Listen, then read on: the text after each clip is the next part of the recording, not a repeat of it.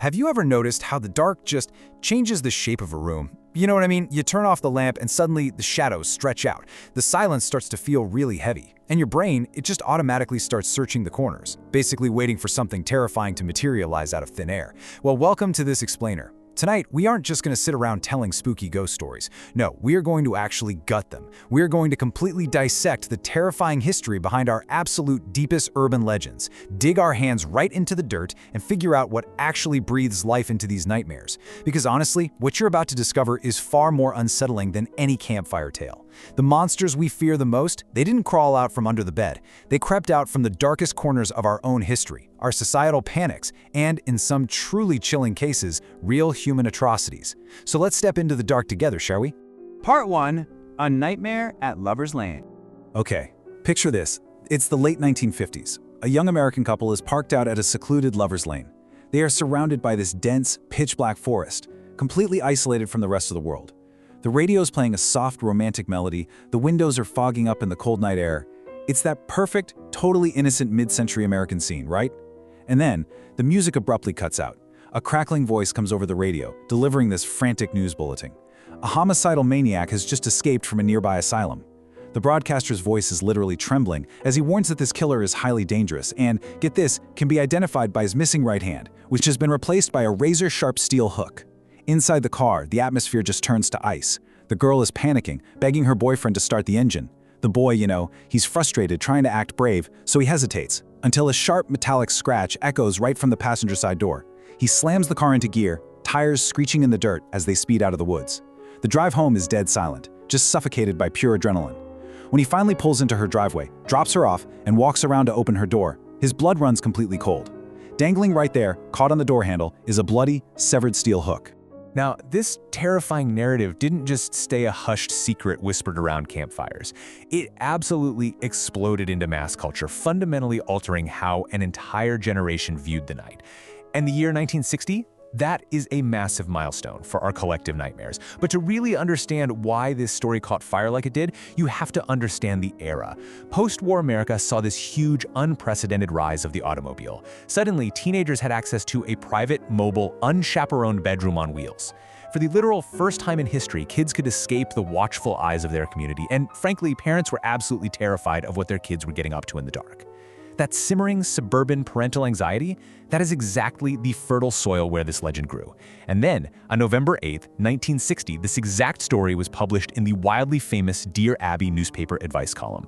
A reader named Jeanette actually wrote in swearing it had happened to a fellow in his date, and Abby published it to millions of readers nationwide. And Jeanette ended her frantic letter with this super solemn vow. She wrote, "I will never park to make out as long as I live." I mean, that right there, that is the entire point. That single sentence completely reveals the true nature of the legend. This wasn't just a scary story to give you the creeps, it was an active societal weapon. Think of it as a viral phenomenon decades before the internet even existed, meticulously crafted to terrify teenagers out of their cars, out of the shadows, and straight back into submission under the porch light. Moving on to Part 2, Unmasking the Hookman. So, the Hookman isn't just a random slasher invented to make you jump in your seat. Actually, he is a highly calibrated, deeply disturbing psychological tool. Folklorists point out that the seed of this fear was probably planted by real-world horrors, like the 1946 Texarkana Moonlight Murders, where a phantom killer really did stalk and attack young couples in parked cars. But society took that very real bloody tragedy and warped it into a very specific moral weapon. Freudian analysts actually view the Hookman as a sort of moral custodian. Think about the visceral imagery we're dealing with here. His physical disability, the severed hand, is often interpreted as a symbolic castration. The hook represents the violent, abnormal drive of the adult establishment trying to forcefully keep these teenagers apart. So when that sharp hook scratches against the car door or gets ripped off entirely by the fleeing vehicle, it symbolizes the sudden, violent severing of blossoming youth sexuality. The monster stalking the woods wasn't a ghost at all. He was quite literally a manifestation of 1950s conservative morality panics. But here's the thing. As society's morals shifted over the decades, the monster had to evolve to keep us scared. I mean, we went from hushed, paranoid warnings in the 1950s to a massive, blood-soaked Hollywood slasher franchise. Because as teenagers became a lot less frightened of simply holding hands in cars, the cautionary tale needed way more violence to actually pack a punch. By 1997, the hit film I Know What You Did Last Summer took that hook-wielding killer and turned him into an iconic, relentless pop culture executioner. Later on, TV shows like Supernatural morphed him into this vengeful spirit explicitly punishing the sins of the flesh. The core moral warning remained exactly the same, but the medium grew far more vicious and bloody, just to match a completely desensitized modern audience. But hey, let's take a quick breather for a really surprising cultural twist before we cross the ocean. When the translated myth of El Hombre del Gancho inevitably crossed over to Spain, mostly via exported slasher movies and internet forums, it collided with something totally unexpected. So in Zaragoza, Spain, El Gancho, which literally translates to the hook, is actually the name of a deeply peaceful, centuries-old neighborhood and historic religious parish. It's a place of community and worship, literally the exact opposite of a homicidal maniac with a severed hand. But, don't let that irony comfort you too much, because the Spanish-speaking world has its own, far more terrifying monsters waiting in the dark. Which brings us to Section 3, the gruesome Spanish boogeyman. Now we are transitioning completely away from the relative privilege of American suburban fears. Like, a teenager's biggest worry in 1950s America was getting caught making out in a Chevy. But in rural Europe and Latin America at the turn of the century, the fears were entirely different. They weren't about morality at all. They were about raw, desperate survival against disease and starvation. The boogeymen used to warn young children against wandering off alone. Figures like the sacamantecas, which means the fat extractor, and el hombre del saco, the sack man. These guys were not campfire fictions. The absolute stomach-churning horror here is that the sacamantecas was a very real, very lethal threat. And this brings us to a true story that is so macabre, so utterly depraved, it is genuinely going to make your blood run cold. It's known as El Crimen de Gador. In 1910, in the rural, deeply impoverished Spanish town of Almeria, an agricultural worker named Francisco Ortega was diagnosed with tuberculosis. Now, in an era before modern antibiotics, this was an agonizing, guaranteed death sentence. Desperate and terrified, he sought out a local curandero, basically a quack healer, named Francisco Leona. And Leona was a deeply sinister, vile individual who completely preyed on the desperate. His horrific prescription for the dying man, the warm blood and body fat of a healthy child.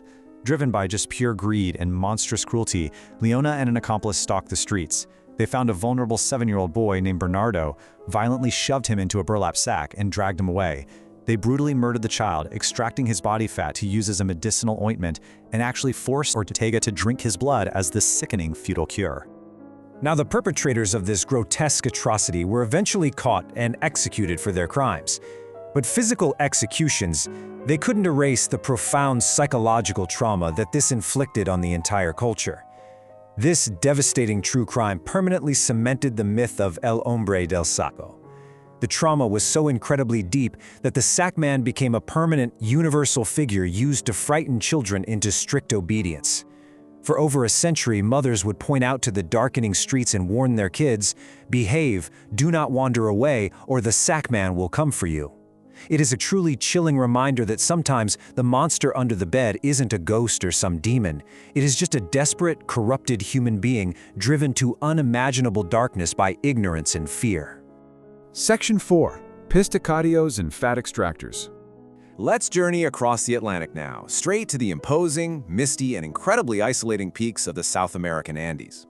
Out here on these deserted, high-altitude roads where the wind just howls, the monsters do not hunt mischievous children or amorous teens.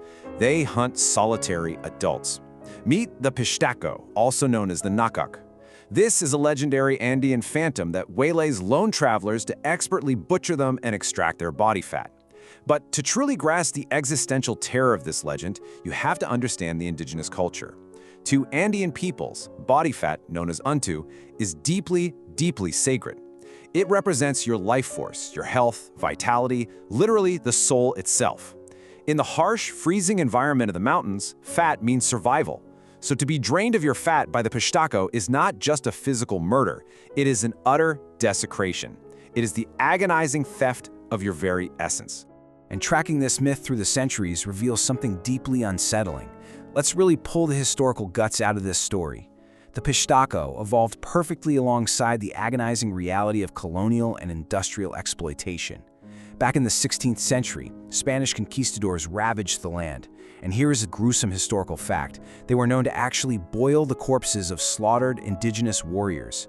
They harvested the human fat to treat their own wounds and to grease their rusting metal muskets. I mean, just imagine the sheer psychological trauma this inflicted on the indigenous populations, watching invaders use the sacred essence of their dead as mechanical grease. As the centuries passed, the nightmare just morphed. Rumors spread that colonial friars were extracting native fat to make massive church bells sound more resonant. By the mid-20th century, the myth shifted again. Pishtacos were now depicted as white foreign engineers stealing fat to lubricate heavy mining machinery and commercial airplane engines. So, you see, the Pishtaco isn't just a ghost story meant to scare travelers at night. It is a literal, monstrous manifestation of indigenous bodies being violently commodified, drained, and consumed by foreign powers over hundreds of years.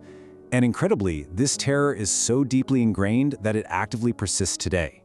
In 2009, the Peruvian police actually held a press conference announcing they had dismantled a gang of modern Pishtacos who were allegedly murdering peasants in the mountains to sell their liquid fat to high-end European cosmetic labs. The entire nation panicked. Now, while this was later exposed as a bizarre, totally fabricated police hoax designed to distract the public from a massive corruption scandal, the fact that authorities could so easily weaponize a 400-year-old trauma and the fact that the public instantly believed it shows you exactly how deeply the scars of colonial exploitation still bleed. Finally, Section 5, our collective psychological monsters. South America alone features a massive, terrifying bestiary born directly from the wilderness and cultural anxiety. Picture El Silbón wandering the Venezuelan plains, a chilling, 6-meter-tall spectral figure whose haunting whistle drifts through the night air. He's condemned to carry a sack filled with his own murdered father's bones, eternally hunting down drunks and philanderers. Or down in the dark caves of Chile, there's Alambuche, a kidnapped infant whose limbs are viciously broken, twisted backwards, and sewn shut to serve as a monstrous, howling guardian for warlocks. Or imagine standing by a serene lake in the Andes, only for El Cuero, a vampiric aquatic creature shaped exactly like a flattened cowhide, to silently drift to the edge, envelop you in the dark water, and drag you down to a blood-drained grave. Every single one of these nightmarish entities represents a specific, deeply rooted cultural fear, the ultimate sin of parricide, the horrific mutilation of the innocent, or the hidden, unpredictable dangers of the wild waters. Because at the end of the day, monsters are not hiding under the bed. They are hiding in our history. That is the profound, unsettling realization you really need to walk away with today. We do not invent these terrifying creatures just for a cheap thrill at a late-night sleepover. We invent them to cope with the very real, overwhelming horrors of the world that we just cannot control. Whether it's the frantic panic over changing sexual morals in 1950s America, the desperate survival against disease and poverty in 1910 Spain, or the brutal centuries-long legacy of colonialism in the Andes, we take our massive, invisible fears and we give them a face, or a hook, or a sack. We make the terror physical, so that we finally have something we can try to run away from. Which leaves us with one final, deeply unnerving thought to chew on. As our world shifts at just blinding speeds with new technologies, algorithmic phantoms, deepfake doppelgangers that literally steal our faces, pandemics, and global isolation, what terrifying shadows are we creating in the dark right at this very moment? What will the Hookman or the Pishtaco of the 21st century look like when they finally step out of the shadows? Think about the invisible terrors we are currently feeding. Think about that tonight when you reach over to turn off the lamp. Thanks for joining me on this explainer. Until next time, stay curious, and maybe, just for tonight, keep the lights on.